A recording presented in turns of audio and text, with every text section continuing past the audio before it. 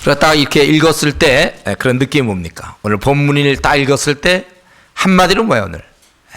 바벨론이 망한다 그거예요. 네, 바벨론은 망한다. 당시에 그건 망할 거라고 아무도 생각하지 않았을 것입니다. 그러나 망한다. 역사에 보면 이제 BC 539년 예레미야가 예언하고도 한참 뒤에 결국 이제 망하게 되는 것이죠. 메대와 바사에게 망하게 돼. 이제 나중에 페르시아 망하게 되고 이제 페르시아는 이제 그리스에게 망하게 되고 그리스는 로마에 망하게 되는 것이 점점 이제 가까웁니다 이때가. 그래서 오늘 본문은 바벨론에 대한 멸망이고 다음 51장도 또 바벨론에 대한 멸망이에요. 그리고 52장은 예루살렘의 함락. 그래서 이제 예레미야서가 끝나는 것입니다. 우리 그 앞에서 그동안 계속해서 여러 나라를 살펴봤죠. 암몬, 모압, 에돔, 다메섹 여러 나라를 살펴봤습니다. 그들이 다 이제 멸망할 주변 9나라가 멸망하는 중에 지금 마지막 9번째 바벨론이 멸망한다 그거예요. 그래서 바벨론이 함락된다고 그랬죠. 여기 보면 저들이 함락되고 2절에 또 벨이 수치를 당하며 무로닥 이것은 이제 다 바벨론의 수호신입니다. 저들이 힘이 없어요. 저들이 부스러지며 신상들은 수치를 당하며 우상은 부스러진다 하라. 왜냐하면 북방에서 한 나라가 내려와서 계속해서 북방에서 이제 내려온다고 그러죠. 바벨론을 쳐서 황폐케 하고 사람과 짐승이 다 도망하여 갑니다. 사람은 도망가는데 짐승도 어떻게 그걸 알고 또 도망가요. 짐승도 다 도망가요. 피해서 죽을까봐 망하는 거예요. 그럴 때쯤 4절 5절에 보면 이스라엘은 돌아온다 이거죠. 저들은 울며 그 길을 행하며 그렇게 돼 있어요. 여기서 볼 때 그것이 울며 그 길을 행한다는 것은 막 고통스러운 그런 의미 아니죠. 여기서는 기쁨과 감격, 환희 자기들이 이제 정말 이러한 속박으로부터 벗어나는 그런 어떤 즐거움 그래서 우는 하나님께서 저들을 이제 그 사지에서 구출하셨기 때문에 우는 이런 울며 감격이 있단 말이죠. 저는 이제 우리 신앙생활 하면서도 우리에게도 이제 이런 게 좀 자주 있어야 되는데 정말 내가 하나님의 그런 돌보심으로 인하여 정말 맨 마지막 순간 탁 하나님의 은혜를 경험해서 꼭 눈물 안 흘려도 좋으니까 참 그것도 감사합니다. 하나님께서 은혜를 베푸셨군요.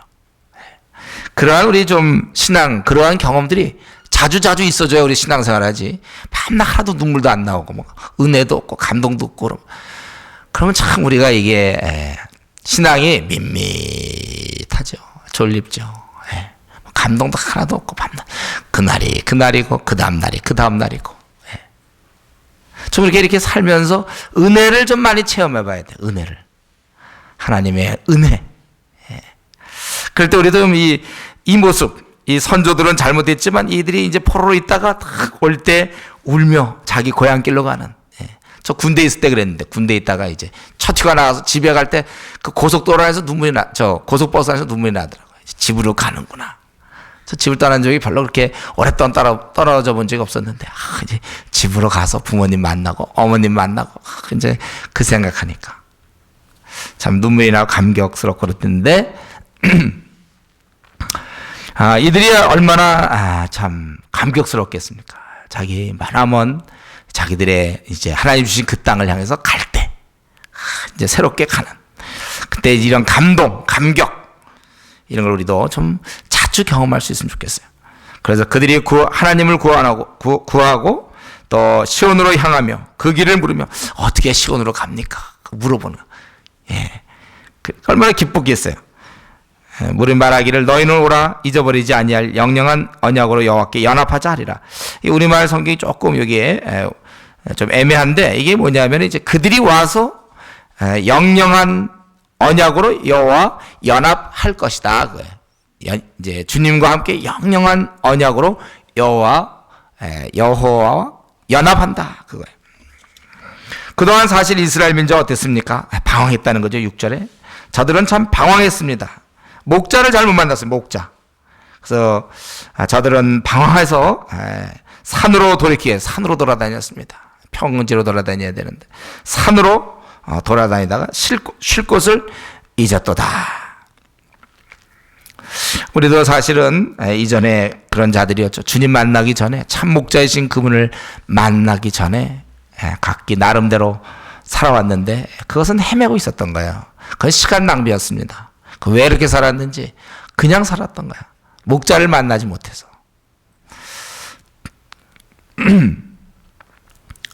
또 마찬가지 우리가 이제 또 예수님 믿고 나서 목사든지 아니면은 직분자든지 아니면 주위의 친구든지 또 잘못 만나서 우리가 또 헤매일 수 있는 것입니다.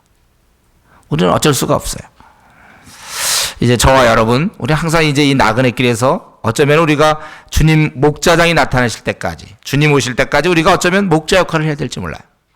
그렇기 때문에 우리가 잘 준비돼서 우리 주위에 있는 사람들을 잘 이끌어야 될 거예요. 예.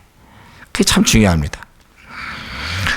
어쨌든 이스라엘은 그동안 목자를 잘못 만나가지고 쉴 것을 잊어버렸다. 그래서 그들을 만나는 자들은 그들을 삼키며 그 대적은 말하기를 그들은 여호와 곧 의로운 처소시며 그 열조의 소망이신 여호와께 범죄하였은즉 우리는 무죄하다 했느니라. 그 대적들이 그들을 괴롭히면서 그건 너희가 하나님께 잘못해서 그런 거니까 우리가 해도 괜찮다 이런 식이죠. 그러면서 얘기하기를 너희는 바벨론 가운데서 도망하라. 너희가 그동안 방황했지만 이제는 도망하라. 갈대아인이라는 게 이제 바벨론인이죠. 오늘날 따지면 이제 이라크 남부 쪽, 이라크의 남부 쪽이죠. 그 바벨론 가운데서 도망하라. 갈대아인의 땅에서 나오라. 같은 말입니다. 때에 앞서가는 숫염소 같이 하라. 앞서가는 숫염소. 바벨론의 포로로 잡힌 많은 민족들이 있습니다. 그래서 너희가 가장 먼저 이제 그럴 거니까 해방의 소식을 제일 먼저 알고 빨리 너희들이 나와라. 이제 그거예요. 숫염소 같이 하라. 보라 내가 큰 연합국으로 북방에서 일어나 나와서 바벨론을 치게 하리니 그들이 항원을 버리고 쳐서 취할 것이라. 그들의 화살은 연습가나 많이 연습되어 있고 그런 용새 화살 같아서 헛되이 돌아오지 아니하리라. 그래서 갈대아가 약탈을 당할 것이라. 그를 약탈하는 자마다 만족하리라. 마음껏 취할 수 있다는 것. 여호와의 말이라.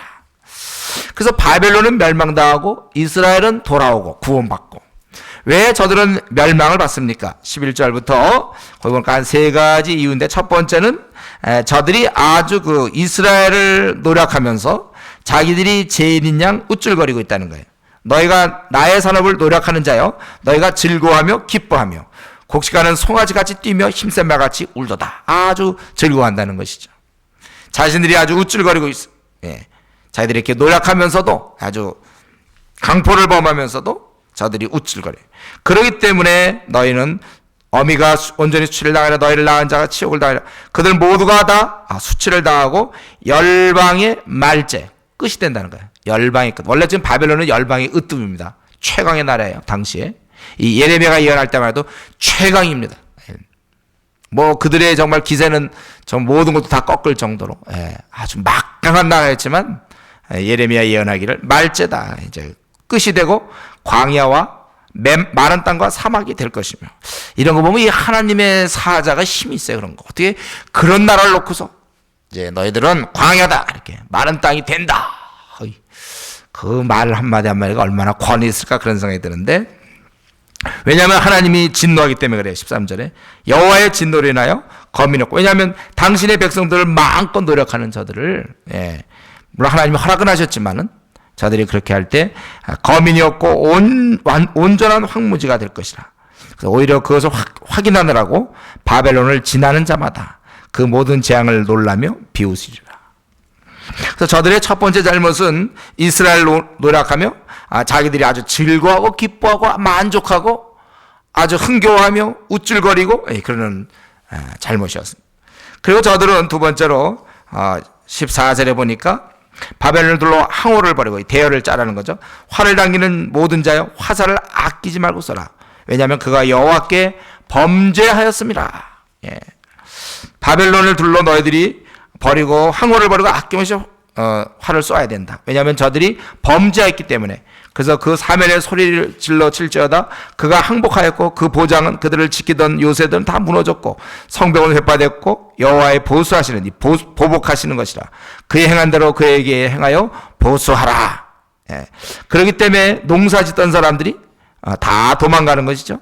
추수 때 낫을 잡은 자를 바벨에서 끊어버리라. 사람들이 그 압박하는 칼을 두려워하여 각기 동족에게로 아마 그 당시에 외국 사람들이 많이 잡혀왔거나 아니면 고용됐을 텐데 저들이 그것을 두려워하여 전쟁을 두려워하여 고향으로 도망하리라. 이들 두 번째 이 바벨론의 잘못은 하나님께 범죄했다는 거예요. 하나님 앞에 범죄했어요. 그리고 세 번째로 17절에 있는 것처럼 그들이 이스라엘을 멸망시켰다는 것입니다. 17절에 이스라엘 흩어진 양이라 사자들이 그들을 따르더라. 처음에는 아수르 왕이 먹었고 다음에는 바벨론 왕 느부갓네살이 그 뼈를 꺾도다. 실제로 남왕국 유다는 586년에 바벨론에 의해서 멸망당하죠. 그 전에도 물론 아수르에게 계속 아주 그 압제를 당하다가 바벨론 느부갓네살의 그 멸망을 당하는 것입니다. 그래가지고 이제 이스라엘은 이렇게 흩어진 양처럼 고통을 당한다. 그러므로 18절 나 만군의 여호와 이스라엘 하나님이 이같이 말하노라. 보라 내가 아수르 왕을 벌할 것 같이 바벨론 왕과 그 땅을 벌하고 그 왕만 벌하는 것이 아니라 그의 모든 민족을 벌하겠다는 거예요. 그렇게 하겠다. 그러나 이스라엘은 이에 비해서 다시 그 목장으로 돌아와서 만족할 것이라. 거기 보면은 이제 이스라엘은 다시 그 목장으로 돌아서 오게 하리니 그가 갈멜은 우리 그 지중해 쪽에 있는 이렇게 우리 지도 그러면 이렇게 꼭대기 한 번 있죠. 곱고 아주 끝이에요. 갈멜. 그거는 이제 요단 동편의 아주 대표적인 것이라면 또 이 바산 요단 동쪽이고 갈멜이 요단 서쪽이죠. 이스라엘 땅이 하나 있고 요단 동편의 바산 아주 동물이 많고 아주 비옥한 목초 지역입니다. 그럴 때 이 갈멜과 바산에서 먹을 것이며 아주 이제 풍부히 누리는 거예요. 그 마음이 에브라임은 이제 부왕국 이스라엘의 아주 중심부죠. 에브라임과 길앗은 이제 요단 동편, 그러니까 각과 루벤과 므낫세 반지파가 2.5지파가 살던 요단 동편에 있는 곳, 길앗이죠. 길앗 산에서 만족하리라. 이것도 에브라임이나 길앗은 다 아주 그 울창한 산림지대입니다. 목초가 많은 지역이 좋은 지역이에요. 거기서 저들이 만족하리라. 그뿐만 아니라 20절에 나 여호와가 말하노라. 그날 그때는 이스라엘의 죄악을 찾을지라도 없고 있고 유다의 죄를 찾을지라도 발견치 못하리니 왜냐하면 내가 나의 남긴 자를 사할 것입니다. 죄를 사해 주신다. 그래서 지금 거기 이제 11절부터 20절까지 바벨론의 그 멸망의 그 이유, 저들이 이스라엘 노력하고 자신들이 아주 즐거워하며 또 하나님께 범죄했고 이스라엘을 멸망시켰기 때문에 저들이 하나님 앞에서 멸망당한다. 그런 이유를 말씀했습니다. 바벨론은 교만했고 하나님께 범죄했고 그러고서는 그들은 이제 지냈습니다. 그들은 하나님께 범죄해놓고도 괜찮으라고 생각한 거예요. 그냥 아무 생각 없이 이렇게 살아가는 것이죠. 그러나 하나님께 일단 범죄하고는요, 그러고서 괜찮을 것이라고 믿는 것은 어리석은 것입니다. 비록 시간은 걸리긴 하지만 반드시 그것에 대해서 하나님이 심판하시는 분이세요. 우리 암에 세포가 있으면 그거 그냥 놔두면 반드시 죽습니다. 당장 안 죽는다고 괜찮다 그러면 안 돼요. 그걸 빨리 치료를 해야 되는 거예요. 이 암세포가 자꾸 늘어나면 결국 목숨을 잃는 것입니다. 시간에 물론 차이는 있죠. 암세포가 발견되더라도 죽을 때까지 시간은 있지만 반드시 죽는 거예요. 하나님께 죄를 짓고는 그냥 적당히 넘어가려고 하는 것은 스스로를 속이는 것입니다. 죄가 있으면 안 돼요. 저와 여러분 죄가 있으면 안 됩니다. 하나님께 범죄했으면 그럼 반드시 그거로 인하여 우리가 심판을 자초하게 되는 거예요. 그래서 우리가 회개해야 되는 것입니다. 적당히 넘어가려고 하지 마십시오. 최근 우리 2월에 들어와서 아니면 올 한해 들어와서 내가 혹시 하나님께 범죄하면서도 그냥 가만히 놔둔 거 없는가? 하나님 반드시 그 심판, 그 죄를 물으시는 분이란 말이죠. 우리의 구원을 위해서 죄를 간과했고 그렇게 하셨지만 그래 여전히 죄가 있는 한 우리 하나님과 교제가 안 이루어져요. 그리고 죄로 인하여 우리가 결국 고통을 받게 되어 있습니다. 빨리 하나님 앞에서 회개하는 것이 그 지혜입니다. 바벨론 사람들은 하나님께 범죄해 놓고서도 아무런 생각이 없었어요. 그러나 그렇게 범죄하면 이제 시간이 좀 차이가 있을 뿐이지만 반드시 그거에 대해서 하나님께서 심판하는 거예요. 근데 요게 이제 여기 바벨론 얘기가 나오면서 중간 또 이스라엘이 나오죠. 예. 이건 이 세상 나라는 벌 받으면 그것으로 끝이에요. 그것으로 멸망당하는 것입니다. 그러나 이스라엘은 보니까 그 나라의 이스라엘은 다시 오며 만족하며 또 그의 죄의 용서를 받는다고 그랬어요. 이스라엘은 징계를 받았지만 궁극적으로는 회복됩니다. 이게 바로 구원받지 못한 자와 구원받은 우리와의 차이점이에요. 다른 점이 바로 여기 있습니다. 우리도 비록 그들처럼 징계는 받지만 완전히 망하진 않아요. 그래서 우리가 그 징계받을 때 정신 차리고 다시 우리가 회복을 위해서 기도하면 되는 것이고, 우리가 하나님의 그 용서하심과 회복하심을 우리가 경험할 것이고, 우리가 그것을 기대해야 되는 것입니다. 삼손이 그러지 않았습니까? 잘못했지만 그가 죄를 깨닫고 하나님께 용서를 구하고 그렇게 했을 때 회복되는 거예요. 다윗도 그랬어요. 망하지 않습니다. 그가 비록 원래는 망해야 되지만은 망하지 않아요. 우리 비유에 나오는 돌아온 탕자 같은 경우도 완전히 그 망하는 순간에 돌아옴으로써 회복되지 않습니까? 이게 바로 세상 사람과 우리의 차이예요. 우리가 현재 어려움을 당하고 현재 내가 무엇을 잘못하여 징계를 받는다 할지라도 우리는 망하지 않는다는 거, 언제든지 회복된다는 사실을 항상 기억하십시오.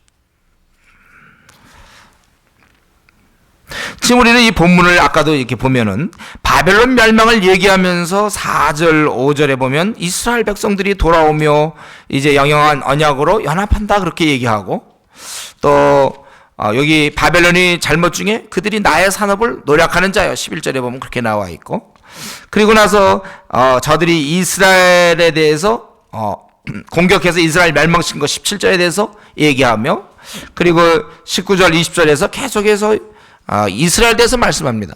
바벨론의 멸망에 대해서 말씀하시지만 관심은 가만히 보면 이스라엘에 있어요. 여전히 그의 택한 백성들에게 대해서 관심을 갖고 말씀하신다는 사실이죠. 이게 이제 부모의 마음 아닙니까? 부모는 못난 자녀라 할지라도, 그렇게 나의 기대를 저버리고 실망시키고 그런 자녀라 할지라도 그래도 또 관심을 가져요. 아니, 이런 큰 누구보다 자기 자식에 대해서 더 관심이 있는 것이 사실입니다. 그 부모의 마음이 그렇듯이 하나님께서는 그렇다는 거예요. 이 말씀은 지금 바벨론의 멸망 그것만 얘기하는 것이 아니에요. 이스라엘에 대한 사랑도 같이 있습니다. 사실 우리가 바로 그러한 자들이에요. 우리가 이스라엘 같은 자들입니다.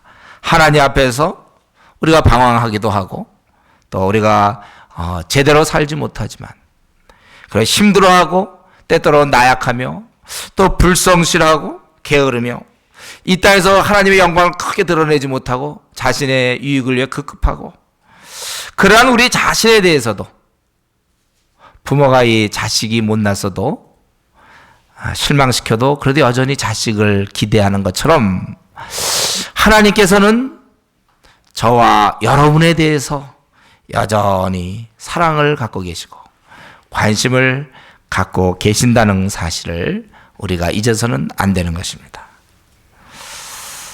참으로 사실입니다. 우리가 부족하고 또 신실하지 못하고 주님 위해서 말 안 듣고 항상 주님과 다른 길로만 가려고 하고 세상에 그저 욕심대로 그렇게 살려고 하는 저와 여러분들이지만 여전히 주님은 우리를 기대하시고 또 우리의 관심을 갖고 바라보고 계신다는 것이죠. 그렇기 때문에 이러한 주님인 줄 아시고 지금처럼 물론 계속 살 수도 있지만 한번 마음을 바꿨으면 좋겠어요. 우리가 마음을 바꾸고 나도 한번 주님께 좀 충성스러운 딸이 돼보자, 충성스러운 아들이 돼야 되겠다.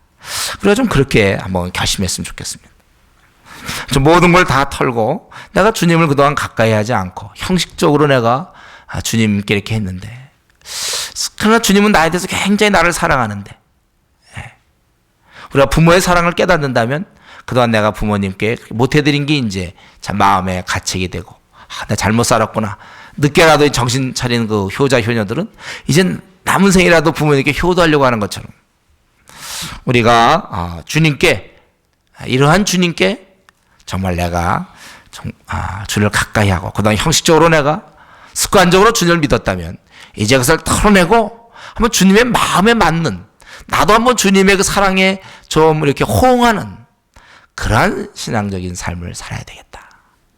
좀 그렇게 우리 좀 결심하면서, 모든 문제가 사실 여기에 있어요. 여기에 다 해결이 있습니다. 그분께 가까이 우리도 나가야 마땅할 것입니다. 이 이스라엘의 모습은 어떻습니까? 저들이 거기 포로 잡혀 있다가 돌아오며 이제는 저들이 시온을 향해서 말이죠. 그 길을 물어보고, 그리고 저들은 하나님께 돌아오고, 또한 하나님 어떻습니까? 저들은 하나님께 돌아오고 하나님은 저들의 죄를 사하시고. 이것이야말로 진정한 의미의 회복이에요. 이게 진짜 회복입니다. 하나님께 돌아오는 인생, 또 하나님께 사함받은 인생. 우리는 같이 이루어지죠. 우리 하나님께 나아갈 때 하나님 우리를 용서해줘요. 이게 진정한 회복입니다. 지금 바벨론의 멸망, 세상 나라의 멸망을 얘기하면서 택한 백성들의 회복을 얘기할 때 저들은 돌아오고 하나님은 용서하시고. 다시 한번 우리 인간의 회복, 인간이 근본적으로 삶에 있어서의 가장 중요한 문제, 근본적 문제는 먹고 사는 문제가 아니라 항상 하나님과의 영적 문제인 것을 이 시간 다시 한번 우리가 기억할 수 있기를 바랍니다. 항상 그분과의 관계가 제대로 될 때 그것을 가르쳐 성경은 회복이라고 얘기했어요. 잘 먹는지 못 먹는지 모르지만 우리 인간의 제대로 된 삶은, 내가 이 땅에 태어나서 한번 제대로 된 삶을 산다고 한다면 그것은 하나님과의 관계가 제대로 될 때만이 제대로 사는 것입니다. 그렇지만 그렇게 생각하는 사람은 그렇게 많지 않죠. 그렇기 때문에 우리가 이 시간 다시 마음을 우리가 좀 맑은 정신을 가져야 돼. 우리 생은 많은 사람 먹고 사는 문제라고 얘기하지만 우리는 아니다, 그렇게 얘기할 수 있어야 돼. 먹고 사는 문제는 항상 두 번째가 돼야 돼요. 첫 번째가 돼서는 그건 실패한 인생이에요. 우리는 먹고 사는 문제, 이 땅에서 내가 뭐 대학을 가고 또 뭐 취직을 하고 또 뭐 결혼을 하고 또 아기를 낳고 아기를 키우고 또 걔를 또 시집 보내고 장가 보내고 또 직장 뭐 또 집을 장만하고 뭐 이런 모든 문제, 그것은 항상 그 위치가 두 번째야 돼. 두 번째. 첫 번째에서는 곤란합니다. 오늘 본문에서도 우리 하나님께서 20절에 사실 어떻게 보면 필요 없는 것 같지만 그렇지 않아요. 저들이 만족하며 하나님의 그런 용서함, 사함, 이게 회복의 마지막 제일 중요한 것입니다.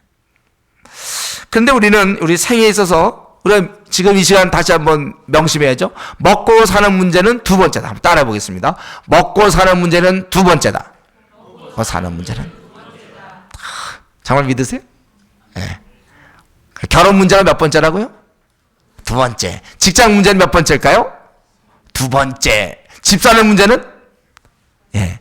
소도 사야 되고, 장가 가야 되고, 밭도 사야 되고, 그건 몇 번째입니까? 두 번째죠? 예. 이런 거 생각 없이 그냥 얘기하면 돼요. 두 번째. 제가 뭐, 우리에게 항상, 근데 문제는요, 요 먹고 사는 문제가 항상 자기가 첫 번째가 되려는, 왕이 되려는 그런 속성이 있어요. 자기는 항상 자기를 우리 삶에 있어서 첫 번째로 인정해 주기를 원해요.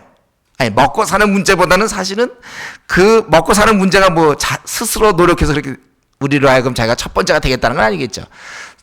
주를 대적하는 마귀가 그걸 항상 첫 번째 놓으려고 아주 그냥 안간힘을 쓴다고. 그래서 우리가 항상 그것에 눌려 있어야 돼. 예, 그러한 속성이 있기 때문에 먹고 사는 문제는. 그게 현실적이기 때문에. 그러나 눈에 보이는 것이 먼저가 아니라 눈에 보이지 않는 것이 먼저입니다. 그래서 우리 때로 혹시 좀 신앙 좀 가져보려는 사람, 우리 전도해 보면요, 처음 믿어보려는 사람들 대부분 교회 못 나오는 이유가 이거예요. 먹고 살아야 되기 때문에, 뭐 문 열어야 되기 때문에, 주일날 문 열어야 되기 때문에, 장사해야 되기 때문에. 근데 그 약간 그 사람이 몰라서 그렇죠. 그날 문 닫고 와서 예배드리고 다시 문 열든지 아니면 어떻게 하더라도 사실은 그가 주일날 예배드리는 것이 오히려 그가 먹고 살 수가 있다니까요. 이 성경의 약속이거든요. 먼저 그의 나라와 그의 일을 구하면 이 모든 것을 더하시라고 약속이 되어 있는데 그걸 모르는 거예요. 그래서 안 믿는 사람이 이제 그런 건 좀 더 이해가 되는데, 이제 문제는 뭐냐면 믿는 사람이 그럴 때가 문제라는 거죠. 믿는 사람도 막 어떤 때 우선순위가 막 밀고 들어와요. 먹고 사는 문제가. 예. 먹고 사는 문제 때문에, 그래서 원래 그리스도인이 강하게 클 수 있었는데 먹고 사는 문제 때문에 강하게 못 크는 거예요. 그냥 머무르게 돼요. 먹고 사는 문제가 1순위가 되면 그냥 항상 그것 때문에 붙잡혀 있어요. 발목이 꽉 붙잡혀 있어서 더 나아갈 수가 없습니다. 우리는 이런 면에서 성경에 있는 그대로를 믿으셔야 돼요. 먼저 그의 나라와 그의 의를 구하라. 그러면 이 모든 것을 너에게 더하시리라. 참 귀한 말씀이죠. 이런 약속을 우리가 갖고 있는 걸 세상 사람들은 모를 거예요. 그래서 왜 우리가 주일날 문 닫고 예배드리는지 모를 겁니다. 그래도 먹고 산대, 오히려 그래서 산다니까. 오히려 주일날 문 열고 벌리다가 오히려 먹고 살지도 못할 수도 있어요. 주일날 문 열었다가 어떻게 잘못 어디 날강도 만나고 다 뺏길 수도 있고 있잖아. 오히려 그럴 수도 있는 거예요. 예를 들면 그렇다는 거. 꼭 그걸 너무 율법화시키면 안 되지만 오히려 우리가 하나님을 의지하면 되는데 그걸 안 하기 때문에, 예를 들면 예배를 드려야 되고 아니면 전도를 해야 되고 우리가 무슨 기도에 참여해야 되고 무슨 수련회라든가 하나님과 이런 교제, 또 우리가 영적 어린 자를 돌보고 뭐 이런 걸 먼저 띄워놓고, 그리고 우리가 어떤 먹고 사는 문제가 있을 때 겹치면 이것부터 해야 되는데 오히려 먹고 사는 문제를 먼저 한단 말이에요. 그러면 다 놓치는 거예요. 저는 제가 지금까지 청년 시절부터 지금까지 항상 이 우선순위를 지켰어요. 심지어는 막 졸업반 때도 저희 앞날에 대한 문제가 있었지만 그러나 수련회 가 있을 때는 수련회를 갔어요. 내가 수련회 가서 앞날이 막히면 내가 막히겠다. 또 학원도 제대로 못 다니고, 왜냐하면 모임하느라고. 그럼 할 수 없다. 졸업 이후에도 마찬가지로 계속해서 항상 먼저 이것부터 구했습니다. 내가 생각할 때, 내 나름대로 생각할 때 우리 성경에 있는 것처럼 신령한 것을 뿌렸은 즉 육적인 것을 거하기를 그것을 과하다 하겠느냐. 바울사도 분명히 신령한 것과 육적인을 구분했어요. 근데 이제 이게 세계관 운동 뭐 이거 하면서 이제 이게 흐지부지 돼갖고 다 죄일이다 막 이렇게 되는데 그렇지 않거든요. 분명히 그냥 우리가 그냥 일상사가 있는 것이고, 특별히 우리가 정말 이러한 사역에 종사할 수도 있고 이런 일하는 것이 있단 말이죠. 그래서 저는 어떤 예배라든가 수련회라든가 어떤 기도 모임이라든가 전도 모임이라든가 이런 게 있으면 우선 그거부터 하는 거야. 아무리 바빠도. 해놓고 나서 나머지 시간 가지고 이제 쫌락쫌락 어떻게든지 해보는 거죠. 그래서 또 안 되면 뭐 할 수 없다 이거. 주를 위해서 뭐 까짓 건 내가 원하는 게 만약에 어떤 거 있다면 뭐 그보다 못한 거 해도 좋다. 항상 그런 마음. 그렇기 때문에 우리는 항상 그의 나라와 그의 의를 먼저 구해야 되는데, 그 성경도 분명히 그의 나라와 그의 의라는 게 있지 않습니까? 세상 모든 게 다 주의 일이 아니에요. 그의 나라와 그의 의를 구하는 게 있고 상대적인 다른 문제가 있단 말이죠. 그런데 우리는 항상 먹고 사는 문제가 쳐들어와요. 항상 가족의 대소사가 먼저 들어오고 먹고 사는 문제가 항상 먼저 들어오는데, 그런 신앙을 우리가 이제 결심하십시오. 그게 아니라 나는 어떻게 하든지 그의 나라와 그의 의를 먼저 구해놓고 나머지 시간 내서 한번 우물짝주물짝 해보십시오. 되나 안 되나? 당장은 실패하는 것 같지만 실패하지 않아요. 절대로 실패해요. 그 주의 약속이기 때문에 그래요. 그러나 오히려 자기 머리로 굴려가지고 먼저 먹고 사는 문제 뭐 이런 것부터 먼저 따지면 다 놓칠 수 있다니까요. 그래야 우리가 이 제대로 된 우선순위를 잡을 때 내 영은 영대로 살고 내 육신의 문제는 육신의 문제대로 해결되는 것입니다. 주님의 약속을 우리가 가볍게 생각해서는 안 돼. 그걸 그냥 한낱 그냥 성경에 나오는 구절로 생각하면 안 됩니다. 온 우주의 왕이시여 우리를 치신 그분의 사는 인생을 사는 방법을 말씀하실 때 먼저 그의 나라와 그의 의를 구하라. 그랬더니 우리 다 거지됐고 우리 다 굶어 죽었습니다. 그런 신앙 고백이 있을 거라고 생각합니까? 없어요. 먼저 그의 나라와 그의 의를 구할 때 모든 문제가 해결되는 것입니다.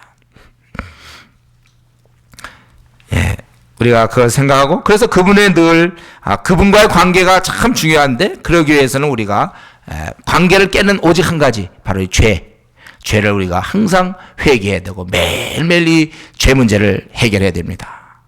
예를 들어서 우리도 막 여기 뭐 조류독감이 막 돈다. 그때 손과 발을 닦고 와야 돼. 그런 게 있지 않습니까? 예를 들면 어떤 막 전염병이 돌 때 손과 발을 닦아라 이렇게 마찬가지로 우리는 지금 죄악에 가득 찬 이 땅을 살면서 매일매일 여러분 손과 발을 닦는 것처럼 매일매일 기도 생활해야 돼. 하나님, 내가 오늘 이런 죄로부터 오염된 부분들을 씻어내야 됩니다. 그래서 우리가 기도 생활을 해야만이 우리는 거룩한 백성이 돼요. 기도 생활 없이 그걸 묵혀두면 그게 우리 몸의 일부가 된단 말이에요. 빨리빨리 닦아야 된다. 카메라 또 보세요. 때가 잔뜩 껴서 더럽지 않습니다. 빨리빨리 처리하셔야 돼요. 그럴 때만이 하나님과 이런 관계가 제대로 될 때만이 진정한 회복인 것입니다. 만약 이스라엘이 그냥 돌아오기만 했고 그냥 바산과 갈멜에서 그냥 잘 먹고 만족하면 그건 아무 소용이 없어요. 주님과의 깊은 관계, 하나님과의 깊은 관계에 들어가야만, 정결한 관계에 들어갈 때 그게 이제 의미가 있는 것입니다. 우리도 마찬가지죠. 겨우 예수님 믿고 그래서 하나님과 관계는 그냥 될 대로 되라 하고 밤낮 세상 친구와 더불어 놀기만 해요. 예? 그럼 뭡니까? 무슨 회복입니까 그게? 오히려 차라리 믿기 전보다 잘못하면 더 고통과 번민 가운데 지낼 수 있고, 그럼 회복이 아닙니다. 우리가 예수님을 이렇게 믿게 된 것은 이제 시작에 이제 그 무한한 즐거움과 무한의 그 영광스러운 그 세계에 이제 진입할 자격을 얻었다는 건데, 어떤 사람 구원 받았으니까 이제 되지 않았겠느냐? 그러니까 교회는 이렇게 한 발 들여놓고는 세상 친구와 더불어 놀고 그저 세상적으로만 밤낮 돌아요. 그러니까 주일날 한번 예배 드려주고 또 돌고, 이 깊은 부분에 들어오지 못해요. 그래서 본인은 잘했다고 생각하는지 몰라요. 자기가 이렇게 미지근한 신앙이 그래도 꽤 괜찮다고 생각하는지 모르겠어요. 그리고 어쩔 수 없다고 생각하는지 모르겠어요. 그냥 거의 바보죠, 그거는. 기껏 다 들어오고서는요, 이제 들어와서 마음껏 누려야 되는데, 로마서 5장 2절에 있는 것처럼. 그 영광을 바라보고 막 즐거운 생활이 시작되는데, 그걸 안 하는 거예요. 재미있는 영화가 시작되는데, 표까지 사고서 막 누구한테 누가 사줘서 막 들어가서 이제 막 거기서 팝콘도 먹긴 먹는데 안 봐. 그냥. 들어오기만 했어. 그 즐거움, 신앙생활의 즐거움을 못 느끼고 그냥 밖에서 사람들과 얘기하고, 영화를 보면 재밌을 텐데 영화도 안 보고 얘기하고, 뭐 의자 구조를 살펴본다든가, 뭐 예를 들면 그런 식으로 팝콘에 그 튀긴 정도라든가 뭐 그러고 있으면 되냐 이거예요. 사실 돌아오는만 해서 끝나는 게 아니라 사죄함을 얻고, 이 말은 하나님과 깊은 관계에 이제 막힘이 없는 거야. 하나님과 깊은 관계에 들어가야 될 것입니다.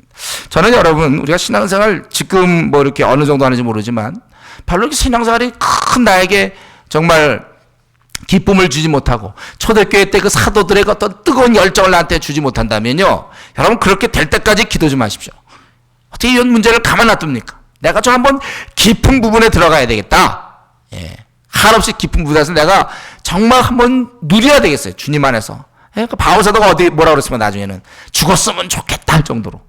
왜냐하면 빨리 주님과 마음적으로 만나고 물론 기도에도 교통하지만 그러나 그거 갖고 너무 이게 양이 안 차. 빨리 죽었으면 좋겠다. 빨리 죽었으면 좋겠다. 그런 마음. 그러니까 그런 다니면서 두렵지 않았던 것 같아. 죽이려면 죽여라. 오히려 더 좋은데 뭐. 막 다니니까 빨리. 근데 사람들이 못 죽이지 그를. 죽여줬으면 좋은 거야 그는요. 그러니까 그게 그냥 의지적으로 막 순교를 해야 되겠다 이러면 안 되죠. 자기 마음속에 주님이 너무 좋은 나머지, 우리가 바울사도의 그런 모습을 통해서 그런 신앙에 그런 단계가 있구나. 우리도 그런 단계에 들어가야 돼요. 베드로가 그때 잡혀가지고 쿨쿨 감옥에서 잤던 거는 내림 품에 죽습니다. 왜냐하면 야고보를 이미 죽었고 같이 있던 야고보가 죽었고 자기가 그 다음에 잡혀 들어갔으면 자기도 죽는 건데 쿨쿨 잤던 거는 아마 그런 마음일지 몰라요. 뭐 죽으면 괜찮지. 뭐 죽어봤자 뭐 괜찮지.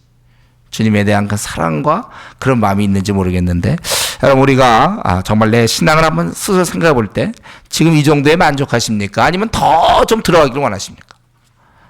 우리가 더 들어가기를 원한다면 좀 더 자기가 시간 투자하고 더 기도로 깊은 부분, 또 말씀을 계속 보면서 이쪽으로 한번 미치는 것도 중요해요. 컴퓨터도요, 저는 잘 못하니까 말을 하지 못하지만 그 잘 다루는 사람들 보면 한때 미친 사람들이 한때 몇 년 동안 그냥 컴퓨터만 두들기고 밤낮 일해갖고 뭐 용산에서 이제 가게 열고 이러는 사람들 보면 한 몇 년 동안 미친 사람들이 가보면 처음에 아무것도 몰랐는데 뭐 이리 만지고 저리 만지고 하니 그러다 보면 어느 날 보면 용산에서 이제 가게 열고 장사하더라. 다 그런 게 필요해요. 이렇게 미치는 거. 한번 신앙생활인데 한번 자기를 들여다보세요. 정말 한번 미쳐본 경험이 있는가? 정말 말씀에 한번 미쳐보고 그냥 말씀만 계속 읽고 기도하고 좀 그렇게 미쳐본 경험이 있는가?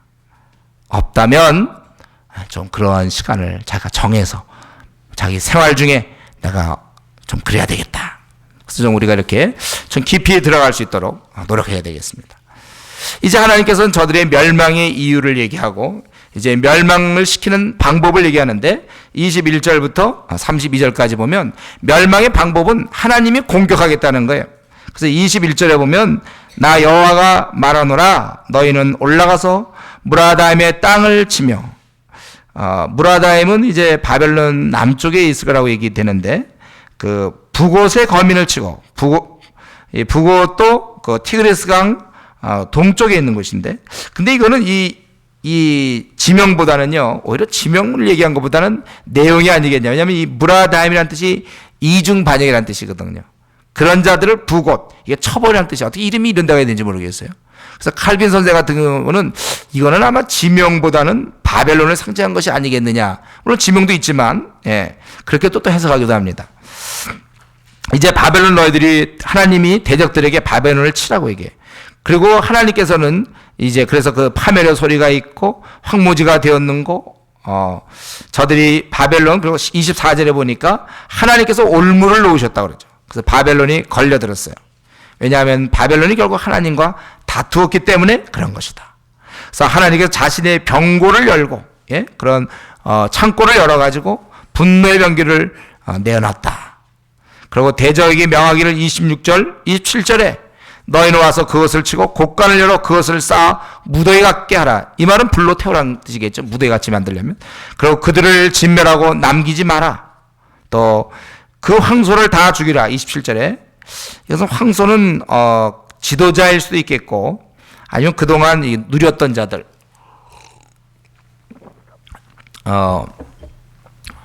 아주 그동안 아주 즐겁게 아주 권세를 누렸던 즐겼던 그런 자들이 그 황소를 다 죽이라. 그 벌받는 날이 이르렀다다. 그리고 활 쏘는 자를 이제 29절에 보면 소집하라는 거야. 바벨론에. 이것은 무슨 활 쏘는 대회 하려는 게 아니죠. 그 왜 소집했냐면 사면으로 진치고 피하는 자가 없게 하라. 그럼 그 가운데 바벨론이 있는 거야. 바벨론. 그래서 행한 대로 갚으라. 그가 하나님을 향하여 29절 마지막에 보면 거룩한 자 여호와를 향하여 교만하였습니다. 그렇기 때문에 청령과 또 군사들이 멸절되는 것입니다. 그리고 우리 하나님께서 바벨론에게 말씀하시기를 31절 32절 교만한 자 내가 너를 대적하였으니 네 날 곧 너를 벌할 때가 이르렀습니다. 교만한 자 넘어지고 일으킬 자가 없으며 내가 그 성읍에 불을 놓아 다 사르게 하겠다. 하나님의 방법이 이게 열방의 나라들을 오게 해서 그를 갖다가 이제 포위하고 다 멸망시키겠다. 그것이 하나님의 방법이에요. 그렇기 때문에 그렇게 됨으로 말미암아 망한 그들의 모습이 어떻습니까? 33절부터 40절까지 그 망한 모습이 나오죠. 그래서 다시 한번 이들의 죄를 얘기하면서 나 만군의 여호와가 이같이 말하노라 이스라엘 자손과 유다 자손이 함께 학대를 받는다. 그들을 사로잡은 자는 다 그들을 엄히 지켜 놓아주지 아니하거니와 하나님 백성을 사로잡아 학대하고 엄히 지켜 놓아주지 않는 그 바벨론에 대해서 이제 하나님이 이스라엘의 원을 들어주셔서 저들을 평안함을 주시고 바벨론 거민으로 불안케 하겠다. 반대로 역전시키겠다는 것이죠. 그래서 칼이 이제 나 여호와가 말하노라 35절입니다. 갈다인의 위에와 바벨론 거민 같은 말이죠. 위에와 그 방백들과 지혜로운 자의 위에 임하며 칼이 자긍하는 자, 교만한 자들 그런 자 위에 임하리니 그들이 어리석게 될 것이며 또 그들이 용사 위에 임하리니 그들은 놀랄 것이며 그들의 말들과 병거들과 잡족들 아마 잡족은 용병들인지 모르겠어요. 그들은 다 부녀같이 된다. 그 이제 힘이 없다 이 뜻이에요. 이 병사들 뭐 잡조 이런 것들이 다 힘이 부녀처럼 되고 그들의 보물은 노략될 것이다. 또 그뿐만 아니라 38절에 가뭄이 임하는 거예요. 저들은 우상에 미쳤기 때문에 사실은 이러한 이 천지를 다 주장하는 분은 하나님인데 저들은 우상을 향해서 빌다가 결국 가뭄을 하나님이 주시겠다. 그렇기 때문에 39절 사막의 들짐승 또 시랑 이 시랑은 자주 나온다 했죠. 성경에 자칼이라고 했죠. 자칼. 자칼은 뭐예요? 사자도 아니고 표범도 아니고 하여튼 자칼이라는 거 아세요 여러분들? 좀 자그마한데 자칼. 실랑에게 또 타조가 깃들이고 대신 영령이 거미는 없을 것이고. 사막의 들짐승이 왜 바벨론의 도시 와서 설칩니까? 들짐승이 사막에 있어야지 바벨론 와서 그래요. 거기 왜 자칼은 왜 나타나며 타조는 왜 깃들이고 있습니까? 망한 거죠. 그게 완전히 황무지가 되니까 이제 동물들의 세계, 사람들은 다 없어지고 이제 동물들끼리 자기들끼리 사막에 있던 이거 사막이구나 하고 들짐승들도 같은 유구나고 와서 논다는 거예요. 들짐승, 자칼 뭐 이런 거. 타조가 여기서 또 왔다 갔다 하고. 영령이 거미는 없을 거라고 돼 있죠. 그것이 이제 40절 가장 대표적인 것처럼 소돔과 고모라처럼 무너져 사람이 얻게 된다. 이러한 멸망의 모습, 그래서 아주 종말론적으로 41절부터 마지막 46절까지 더 이제 자꾸 이게 이런 모습 저런 모습 보여지는데 최종적인 종말의 모습, 한 족속이 북방에서 온다. 근데 그들은 큰 나라와 여러 왕이 격동을 받아 땅 끝에서 오나니, 멀리서도 오는 거죠. 이 격동을 받았다는 것은 이제 하나님이 그들을 움직인 거예요. 위로부터 마음을 움직인 것이죠. 역사상으로 보면 이제 결국 다리오 왕 혹은 고레스라고 얘기할 수도 있겠는데, 메대 사람, 그가 이제 그 바벨론의 벨세사를 죽이고 이제 나타나는 것이죠. 그래서 많은 총독이나 군주들 이들이 격동받아서 그 바벨론에 오게 되는 것이죠. 그들은 활과 창을 갖고 잔인하며 말을 타고 무사같이 각기 항호를 벌려 너를 칠 것이다. 그 옛날에 바벨론인들이 이랬는데, 항호를 벌리고 밤낮 바벨론에 가서 무찔렀는데 이번엔 당하는 거예요. 그래서 바벨론 왕이 그 소문을 듣고 손이 약하여지며 고통에 잡혀 해산하는 여인의 그런 구로함이 이렇게 애기 낳는 것 같이 된다 이거예요. 이전에 보면 바벨론이 그럴 때마다 그 나라들이 항상 손이 약해지고 벌벌 떨고 그랬는데, 이번엔 바벨론 왕이, 그 막강한 나라의 왕이 그렇게 당한다는 거예요. 그래서 여호와께서는 그들을 결국 그 처소에서 쫓아내실 것이다. 44절에 그리고 이제 당신의 섭리 가운데 내가 거기다 택한 자를 내가 그 위에 세우겠다. 그래서 나와 같은 자는 누구며 또 나와 더불어 다툴 자가 누구며 내 배 설 목자가 누구뇨. 그래서 바벨론에 대한 여호와의 도모는, 여호와의 뜻은 무엇인가? 45절 46절 그 처소를 황무케 하며 또 양떼 어린 것, 우리 지난 시간에 했죠. 양떼 어린 것, 별로 이렇게 도움이 안 되는 것까지도 다 끌어가 버리겠다. 완전히 망하는 것이죠. 그래서 바벨론이 함락되어서 열방 중에 들릴 것이다. 그래서 바벨론의 이러한 종말, 바벨론의 그런 멸망의 모습을 선지자가 미리 얘기하고 있는 것입니다. 바벨론은 자신의 힘을 믿고 교만하여 하나님을 대적하고 또 우상 숭배하고 이스라엘을 학대하고 엄히 대놓아주지 아니하고, 그들은 힘을 갖고 있기 때문에, 우리 일제시대 때 일제가 일본 사람들이 힘이 있으니까 얼마나 우리 민족을 괴롭혔습니까? 힘이 있으면 괴롭히게 돼 있어요. 군대 요즘 많이 좋아서 그렇지, 우리 군대도 마찬가지, 힘 있으면 사람들을 괴롭히게 되는 거예요. 또 선배들이 또 후배들 괴롭히게 되고, 사람은 조금, 회사에서도 마찬가지예요. 조금만 그 힘 있으면 써먹게 된다면. 이 바벨론의 그 당시에 그 무사들이 얼마나 많이 그렇게 했겠습니까? 이스라엘 학대하고 엄히 내어놓지 않고 교만하고 마음대로 그렇게 했다는 거예요. 이에 대해서 하나님께서는 사방의 대적을 모아서 그들을 멸하라고 명하시고 가뭄 등으로 저들을 멸망케 하시겠다. 우리는 지금 이 사건, 이제 50장, 이사야 50장을 통해서 우리가 좀 한두 가지 좀 생각하고 싶은 것은, 하나님께서 이렇게 벌하실 때는 이 때가 있어요. 아무 때나 그냥 생각나는 대로 한번 했다가 또 이런 게 아니라 하나님 보시다가 적절할 때 처벌한다는 거죠. 그래서 우리는 그런 그 기간을 믿고 멋대로 사는 사람들이 있는데 잘못된 거예요. 그래서 고등학교 때까지 신앙생활 잘하다가 직장을 들어가든지 대학을 들어가든지, 그럼 이제 멋대로 사는 사람, 그 기간 그렇게 길지 않습니다. 반드시 그거에 대해서 하나님 책임을 물을 것이고, 반드시 본인이 그거 참 손해를 당할 것이고, 참 올 날이 올 텐데, 근데 그런 기간 당장 처벌하지 않기 때문에 그 기간을 이용해서 하나님을 우습게 보는 그런 일이 우리가 없어야 돼. 우리 하나님은 얼마든지 사람의 마음을 움직이는 분이십니다. 그분이 주관한다는 거예요. 그래서 우리가 기도하게 되는 거예요. 내 마음을 아프게 하는 사람들, 우리 가족 중에 또 우리 형제 중에 공동체에서, 직장에서.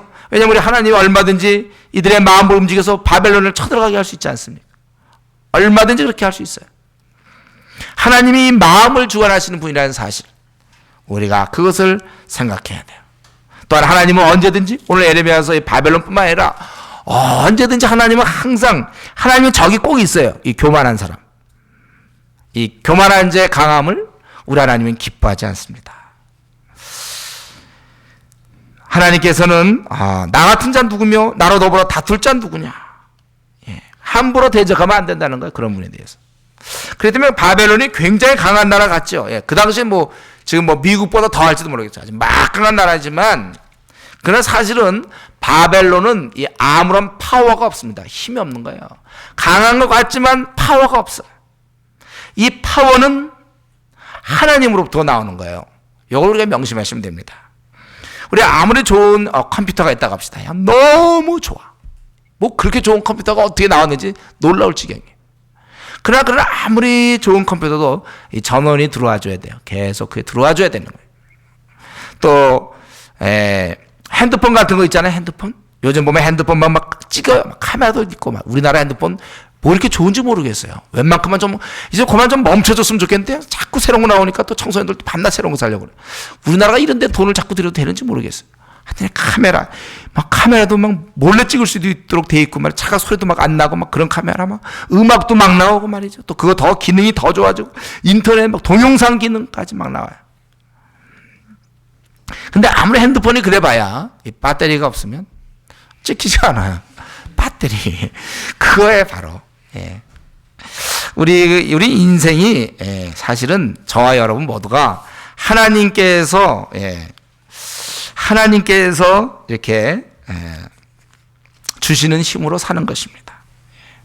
우리가 항상 그것을 기억해서 해야 돼요. 그분이 안 주시면 우리 아무것도 아니에요.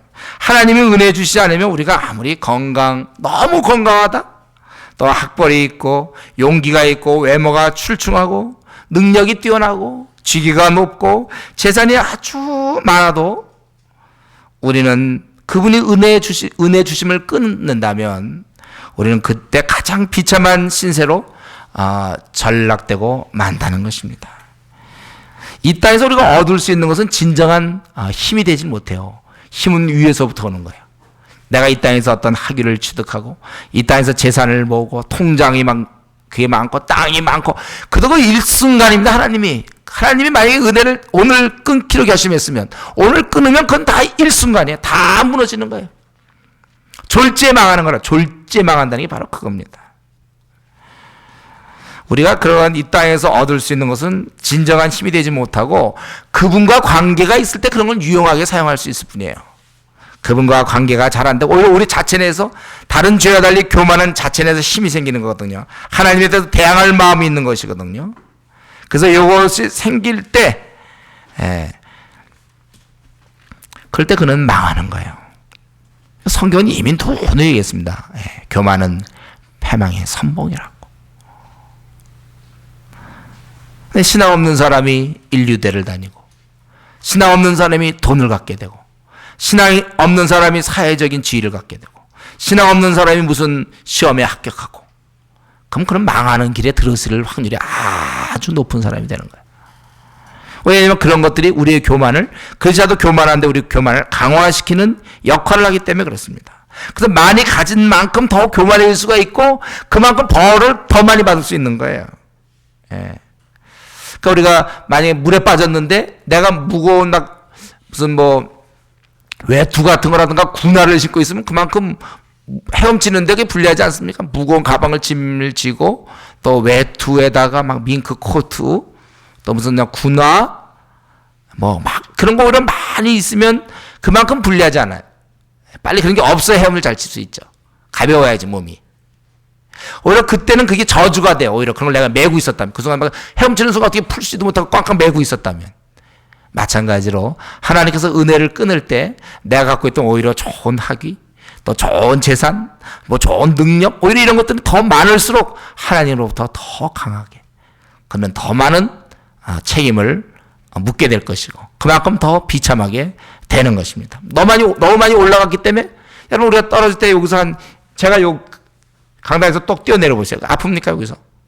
약 요거 한 30cm 뛰어내린다. 높이 올라갈수록 아플 수 있죠. 괜히 10m 올라가서 떨어져 보세요. 죽을 수도 있어요. 우리가 오히려 많이 얻었다고 해서 좋아할 게 아니에요. 그것이 신앙인이 아니라면 그 얻은 것은 그에게 오히려 저주가 됩니다. 재앙이 된다는 거예요. 우리는 이런 이치를 우리가 잘 알고 있기 때문에 오히려 하나님을 경외함이 없는데 일이 잘 풀리는 사람, 소유 잘 나가는 사람이 있다면 우리는 그런 사람을 부러워하면 안 되고 오히려 슬퍼해야 됩니다. 브레이크 없는 차라고 생각해요. 브레이크가 없는 차. 예. 속도가 세면 셀수록 그만큼 속도가 아주 많이 나갈수록 그만큼은 그건 불리한 거예요. 그거는 부딪힐 건데 이제 브레이크가 없으니까. 그 좋아하면 안 돼. 쌩쌩 달린다고 좋아하면 안 되고 오히려 느릿느릿하게 더 낫죠. 차라리 덜 부딪히죠. 하나님을 잘 섬기지 않으면서 이상하게 진급도 잘 되고 하는 일마다 잘 되며 땅을 샀는데 땅값이 오르고 집을 샀더니 집값이 오르고 뭐가 다 잘 풀린다. 우리는 그런 자를 부러워할 것이 아니고 거기다 로또 복권까지 당첨됐다. 그런 자들을 우리는 슬퍼해야 돼요. 왜냐하면 그만큼 더 충격을 받을 것이고 그만큼 더 크게 당할 사람들이기 때문에 그렇다는 거예요. 우리는 이러한 모든 원리를 알고 있는 사람들입니다. 그렇기 때문에 우리는 이런 이치를 알았기 때문에 우리는 일생 하나님의 은혜만 바라볼 것을 결심하시기 바랍니다. 아무리 잘 나가도 한순간에 끝난다는 사실을 알고 우리는 겸비해야 되겠어요. 그래서 늘 우리는 이 기도의 끈을 놓치지 말고 일생 겸비한 마음을 주님 갖게 해달라고. 이제 하나님이 그런 자들, 낮은 자에게 복을 주신단 말이에요. 그럼 우리 복받은 우리 인간은 또 교만해질 수가 있어요. 그러니까 우리가 지금 이 순간 크게 잘 되지 않을 때 지금부터 준비하셔야 돼요. 하나님 우리를 이제 크게 사용하시려고 할 때 그때 우리가 겸비한 마음을 놓치지 않도록 끝까지 조심해서 우리가 그 길을 가야 됩니다. 그런 자가 성경에서 얘기하는 진정으로 강한 자예요. 바벨론은 껍데기입니다. 아무것도 아니에요. 군사 아무리 많으면 뭐합니까? 그거 다 믿을 게 못 돼요. 진정으로 인생의 승리자, 열매 맺는 자는 하나님을 끝까지 의지하는 자예요. 또 동시에 이것은 우리가 다르게도 생각해 볼 수 있죠. 내가 지금 상황이 어려운가? 남들과 비교해 볼 때 나는 공부도 많이 못했고 재산도 없고 직위도 없고 건강도 약하고 외모도 우리는 이럴 때 낙심하기 쉽습니다. 그러나 이것도 아무것도 아니에요. 전능자 하나님께서 한순간 들어 올리시면 오는 거예요. 감옥에 있던 요셉도 한순간 수염 깎고 제대로 해가지고 왕 앞에 나가는 거예요. 한순간입니다. 딱 한순간. 그렇기 때문에 우리는 내가 지금 잘 나가거나 내가 못 나가거나 관계없어요. 하나님의 은혜를 구하면 되는 거예요. 하나님 나를 긍휼히 여겨주십시오. 잘 나갈수록 우리는 더 기도해야 될지 몰라요. 교만할까 봐. 또 우리는 못 나가고 잘 안 풀릴 때도 낙심하지 않고 전능하신 그분의 손에서 모든 게 결정되는 줄 알고 하나님께 내 생을 빛나게 해달라고 의미 있게 해달라고 우리는 탄원해야 될 것입니다. 저와 여러분 오늘 이 바벨론의 이 멸망 이스라엘 회복 초라한 존재 이스라엘 민족 그러나 거기서 그리스도가 나오게 되는 것이고 우리는 이들의 이러한 모습을 통해서 다시 한번 우리 인생은 오직 하나님 없이는 아무것도 아니고 그래서 내 현재 잘 나가든지 혹은 잘 나가지 않든 그게 중요한 게 아니라 하나님을 현재 의지하느냐 의지하지 않느냐 이것이 관건이에요. 참으로 하나님 의지하는 자 기도하는 자요 하나님께 매달린 자입니다. 바라기는 저와 여러분 더 열심히 우리 남은 생 동안은 한 번도 그 끈을 놓치지 않고 더 기도로 하나님의 긍휼을 구할 수 있는 그러한 사람들이 되기를 간절히 부탁드립니다. 같이 우리 한번 기도하겠습니다.